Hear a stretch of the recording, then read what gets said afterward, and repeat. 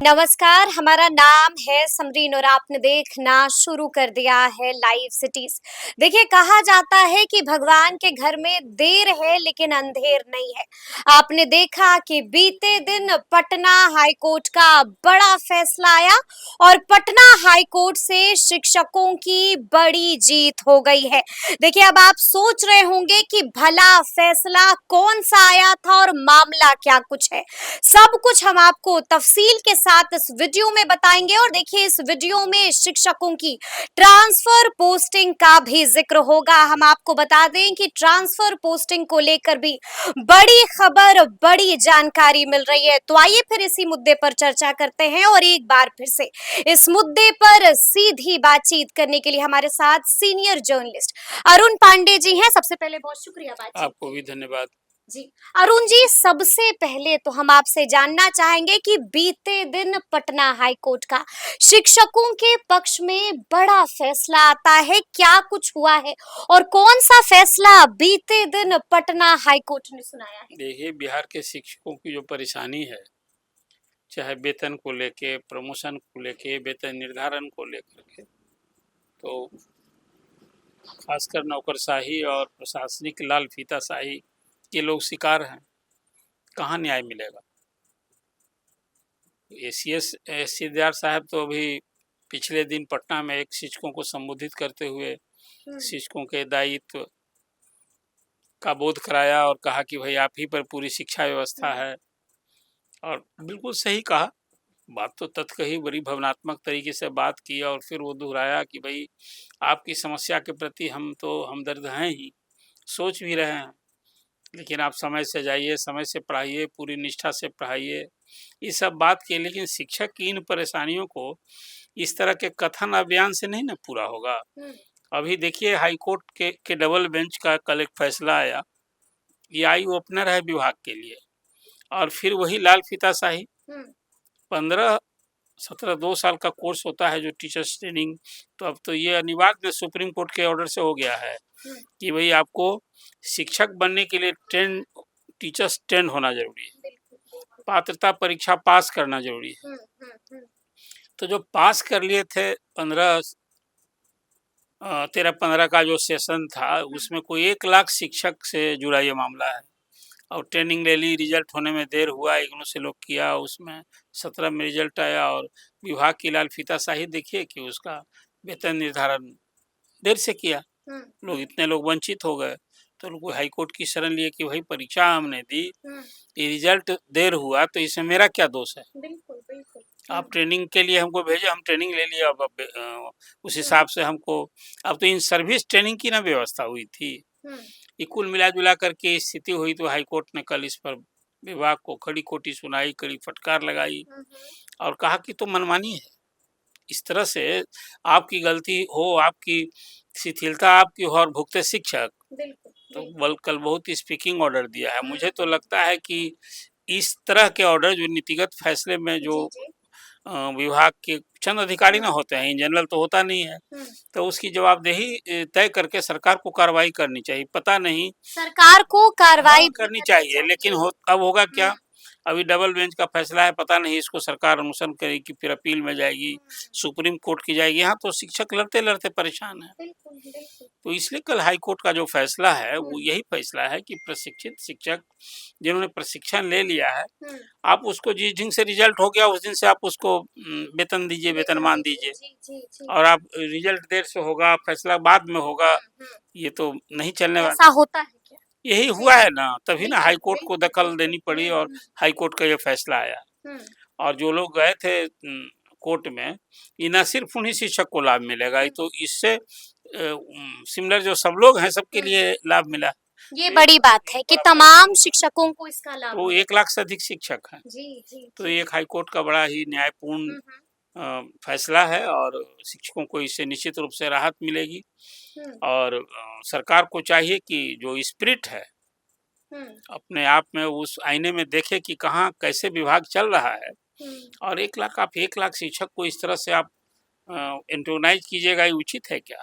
तो इसलिए high court ने कल न्याय किया है। उस फैसले का समय रहते अनुसरण होना चाहिए और ये चीज को मैं मानता हूं कि शिक्षकों को विभाग से नहीं, सरकार से नहीं, हम्म। कोर्ट से अंतः न्याय मिला है। यानी कि बीते दिन पटना हाई कोर्ट ने ऐतिहासिक फैसला सुना दिया। लेकिन अरुण जी, हम आपसे ये भी जानना चाहेंगे कि कोर्ट ने 2017 का भी जिक्र किया है। क्या हुआ था साल 2017 में? वही ने कहा आपको कि जी। सेशन 2 साल का सेशन ठीक है, है। और सेशन के बाद रिजल्ट आने में देर हुई, हम्म।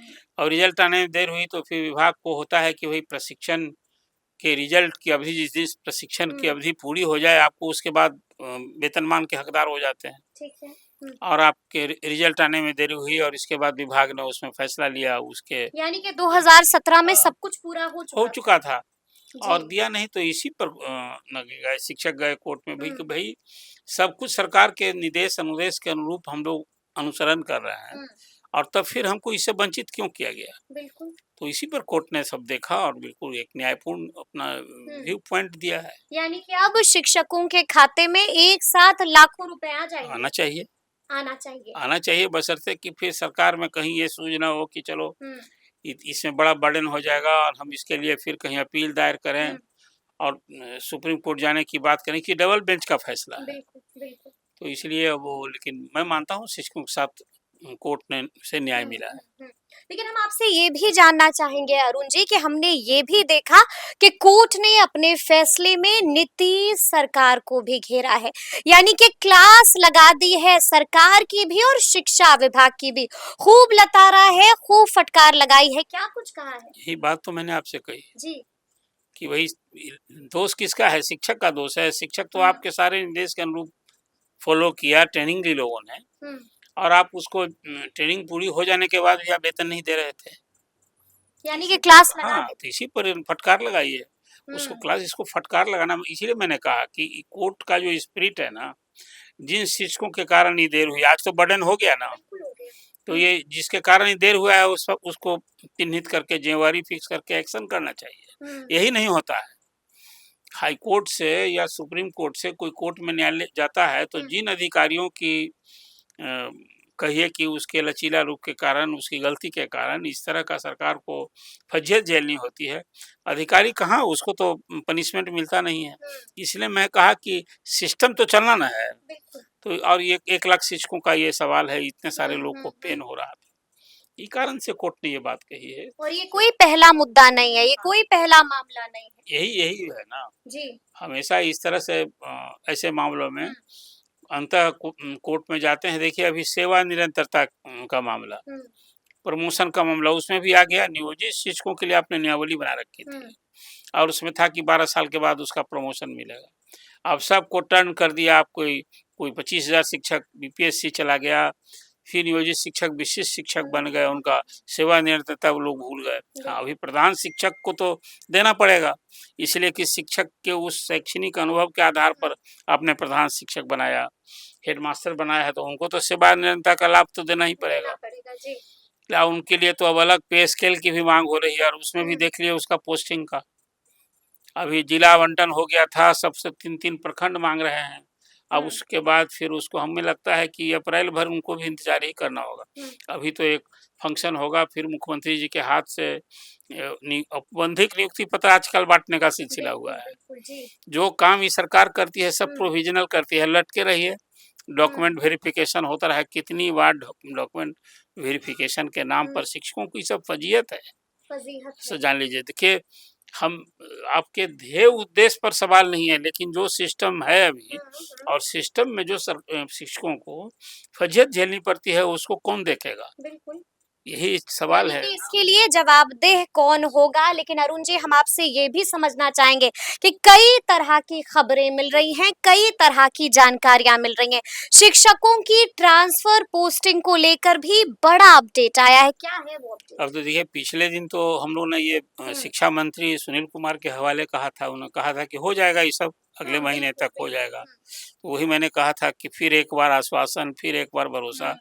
अब अभी जो पति पत्नी का ट्रांसफर, खास करके बीमारी के आधार पर, वो बहुत सारे शिक्षक पटना जिला मांगे थे। तो पटना जिले वाले का अभी वो इस हिसाब से ऑर्डर नहीं निकला था, तो एक 3 अधिकारियों की टीम बनाई है विभाग ने। कि फिर वो जो लोग दावा 3 सदस्य टीम का सदस्य गठन 3 हुआ। अधिकारी हैं उसमें, जी, जी। डिप्टी डायरेक्टर हैं तीनों, और उसको मिला करके कमेटी बनाई है कि जरा इस सब हुँ, आवेदन को देखिए कि इसमें इनका फिर वही डॉक्यूमेंट वेरीफाई कीजिए जो दावा किए हुँ, हैं, हुँ, सब बीमारी के आधार पर है पति पत्नी का, और पोस्ट यहाँ उतना नहीं है, जितने लोग आवेदक पटना चाहते थे ना, हुँ। तो उसमें उतना पोस्ट नहीं था। अब इसको कहीं न कहीं अभी स्क्रूटनी करके छाँटना ना है, वहाँ अप्रोच करना नहीं छाँटना है। जी, तो जी। 3 अधिकारियों की टीम बनाई गई है, वो पटना जिला के यानी लिए। कि आप यही कह रहे हैं कि अभी कई सारे शिक्षक देखिए, छँटने जा रहे हैं। पूरा उलझन में विभाग जो मैंने आपसे कहा ना, जी। अभी तो लोग इंतज़ार कर रहे हैं। हाँ, हाँ। मार्च 31 बीत गया और अब आज 15 तारीख हो गया बिल्कुल, अप्रैल का। बिल्कुल, बिल्कुल, बिल्कुल। एसीएस सिद्धार्थ ने कहा था कि बस अब एक बड़ी लिस्ट आएगी हुँ, 40,000 का हुँ, महिला हुँ। शिक्षकों का। उसमें नियोजित शिक्षक भी बस होंगे। 2 से 3 दिन के बीपीएससी भीतर। कहाँ अभी कितना दिन और बीतेगा? बिल्कुल, बिल्कुल। इसमें तो अभी कुछ कह नहीं रहे, सब कह रहे हैं। अभी हुँ, शिक्षा मंत्री ने अभी कहा कि सब हो जाएगा, हुँ। सब एकदम लेकिन 2 म सवाल यही है कि आखिर कब होगा? शिक्षकों को कितना लंबा इंतज़ार और करना होगा? करें क्या बेचारे? हुँ, उनकी परेशानी सहानुभूति जताने में कोई कोर कसर नहीं रख रहे हैं एसीएस। हुँ, कल ही इसलिए मैंने कहा कि शिक्षकों के बारे में जो उनका ख्याल है, हुँ, जो उनके दायित्व का बोध उनको कराया कि भई आपका कितना रोल है। हुँ, हुँ। बात सही कही कि भाई कोई उनको पुल निर्माण का काम है तो 2 महीना के बाद भी हो जाएगा। सड़क बिल्कुल, बनानी है तो 6 महीना के बाद भी हो बात जाएगा। भी हो जाएगा। लेकिन जी, लड़का जो पढ़ने जाता है और आपका मनोयोग नहीं पढ़ाइएगा तो उसका तो नुकसान की भरपाई नहीं होगी, नहीं होगी। और अच्छी पढ़ाई नहीं होती इसलिए छात्रों का पलायन होता है। हुँ, तो इसको रोकना भी है। लेकिन तो शिक्षक भी तो परेशान हैं। यही ना मैं शिक्षक कह भी रहा तो हूँ, उलझन में यही हैं। मैं कह रहा हूँ कि जब शिक्षक अभी देखिए 3 महीने से हाँ, हाँ। जनवरी, फरवरी, मार्च के वेतन को लेकर ही हुँ, प्राण नंबर तो जनरेट होना है। हुँ। मैं ये देख रहा हूँ प्राण ही निकलता चला गया पूरे है। जिलों जी। से जो फीडबैक मैं सोशल मीडिया पर देखता हुँ, हूँ, अब तो हुँ, मनाही भी हो गई है। खबरदार, विभाग के हुँ, कामकाज पर आप टिप्पणी नहीं कीजिए, आलोचना नहीं कीजिए, हुँ। नहीं तो वो भी कार्रवाई और अनुशासनहीनता मानी जाएगी। आप शिक्षकों को एकदम बांध रहे हैं। बाँध रहे हैं। लेकिन शिक्षक की परेशानी आखिर कहाँ करेगा? टोल फ्री नंबर मैंने देखा अभी 5 बिल्कुल, नंबर दे दिए बिल्कुल, बिल्कुल। कि शिक्षक से हुँ। संबंधित, विद्यालय से संबंधित, मिड डे मील से मिड डे मील से, संबंधित निविदा से जी, जी, संबंधित जी। सब दीजिए। हाँ। बताइए ना कि विभाग का जो शिक्षक बेचारा वो अधिकारी के रवैये और हुँ, अधिकारी से जो उसका शोषण हो रहा है उसके खिलाफ वो टोल फ्री नंबर देगा। हुँ। तुरंत फिर उस पर कंप्लायंस होता है, जाँच बिल्कुल, होती है। बिल्कुल, बिल्कुल। तो कुल मिला कोई कॉमन आदमी हमारे आपके जैसा कंप्लेन कर सकता हुँ, है। हुँ, ये टीचर जो भुगत रहा है वो हुँ। कहाँ कंप्लेन करेगा? वो कहाँ कंप्लेन करेगा, कहाँ जाएगा? लेकिन अरुण जी जानकारी तो ये भी मिली है कि उस कमिटी से 5 दिनों के भीतर रिपोर्ट माँगी गई है। 5 दिनों का वक़्त दिया गया है। अच्छा, वो 3 अधिकारियों की टीम जो मिली, जी, हाँ, हाँ, वो 5 अधिकारी तो अभी 5 दिन और अब 5 टाइम दिन इंतज़ार हाँ, कीजिए। हाँ। अभी वही कहा कि अभी हुँ, तो महीना दिन इंतज़ार कीजिए। हुँ। बीत गया अभी 1 दिसंबर से 15 दिसंबर आवेदन। जी, सब लोग उम्मीद कर रहे थे कि नए कि साल अच्छे दिन आएँगे 1 हमारे भी, जनवरी से लेकिन था, अच्छे दिन नहीं नए आए साल अब में तक। ही था कि 1 जनवरी से बस जी। सबका ट्रांसफ़र पोस्टिंग का हुँ, सिलसिला। अभी 10,000 वही जो अभी पोस्टिंग जो हुआ है, जिला बदला है अभी। हुँ, उनको भी अभी विद्यालय का आवंटन बाकी है, वो भी 10 तारीख से 20 तारीख तक हुँ, वो काम होना है। बिल्कुल। तो ये और जो बचे हुए लोग हैं फिर इनका जिला आवंटन होगा, स्कूल आवंटन होगा। हुँ, हुँ। संख्या अधिक है क्या लेकिन लगता है, कहीं एक बार फिर से कहीं पर पेच नहीं, तो नहीं ना देखिए फँस ये जाएगा? प्रोसेस बहुत गति मामला लटक तो नहीं नहीं मट जाएगा? लटकेगा क्यों? जब ये देख रहे हैं ऐसे हम गति जितनी धीमी है ना, हाँ, इससे ही लोगों में बड़ा निराशा और और क्षोभ हो रहा सवाल भी खड़ा हो है। रहा है अभी फिर। मॉर्निंग स्कूल हो गया, साढ़े हुँ, 6 बजे स्कूल पहुँचना है। अब गाँव-गाँव में जो सबसे ज़्यादा है शिक्षकों के आवासन समस्या। बिल्कुल। अब उसको जो दूर जाना है या कहीं भी हर जगह हुँ, स्कूल के बगल में कोई डेरा नहीं ना रखे हुए जी, हैं। जी, जी। और देखिए एक बात जो कही ना हाँ। कि जो शिक्षा मित्र बहाल हुए थे आज भी गाँव के हुँ, स्कूल में जो हुँ, लोग हुँ, नौकरी कर रहे हैं, जो एसीएस ने कहा कि वो हाज़िरी बनाते हैं और हाज़िरी हुँ। बना के बाज़ार घूमते हैं और दुकान पर बैठ जाते हैं। दुकान बैठते हैं जी। और खेत में अपना काम करते हुँ, हैं। ये है परेशानी आज भी। ये आज भी परेशानी है। ग्रामीण क्षेत्रों में कुछ वो जो लोग इस तरह से हैं ये परेशानी है। ये परेशानी है। और ये जी। परेशानी को ही उन्होंने कहा कि भाई 99% हुँ, शिक्षक तो सब ठीक है। ठीक है, 1% के ही कारण ना गड़बड़ वाली एक हुँ, हुँ। शिक्षक अच्छा वो बेचारा वहाँ जो प्रभारी हेडमास्टर है ना, उसके करे क्या? वहाँ लोकल आदमी है उससे वो पिटाई खाएगा। बिल्कुल, बिल्कुल। हुँ, परेशानी आप देख लीजिए, हुँ, एक तो 4 कैटेगरी का शिक्षक, जो आपसे कहा कि स्कूल में टीम स्पिरिट तो अब नहीं रह हुँ, गया है। अब पढ़ाई की बात भले की जाए, अब पढ़ाई का माहौल जिसको आप कहते हैं ना, वो डेडिकेशन है। कहते रहे एसीएस की बहुत डेडिकेशन है। आपने माहौल जिस ढंग से बनाया ना अप्रोच, एक तो सब सरकारी कर्मी, अब पहले ही शिक्षक को सरकारी कर्मी लोग कहते थे कि सरकारी कर्मी, शिक्षक तो सोसाइटी में सबसे अधिक रिस्पेक्ट कमांड करने वाला ये जमात है। हम सबसे ऊंचा हाँ, दर्जा। लेकिन अब जी। के पाठक के समय से पहले वो सबको आप बताया कि कामचोर है, अयोग्य है। बिल्कुल। हमको ये मानस, मैं एसीएस सिद्धार्थ के इस अप्रोच को अच्छा लगा कि शिक्षकों के बारे में कल बड़ा लंबा चौड़ा संबोधन दिया उन्होंने। अब पूरी तरह से लेकिन लेकिन अब देखना होगा अरुण जी कि आगे आगे क्या कुछ होता है, तो फिर ये पूरी बातचीत आपको कैसी लगी है कमेंट करके हमें जरूर बताइएगा। तो ऐसे तमाम अपडेट्स के लिए बिल्कुल ऐसे ही हमारे साथ बने रहिएगा और देखते रहिएगा लाइव सिटीज। बहुत शुक्रिया।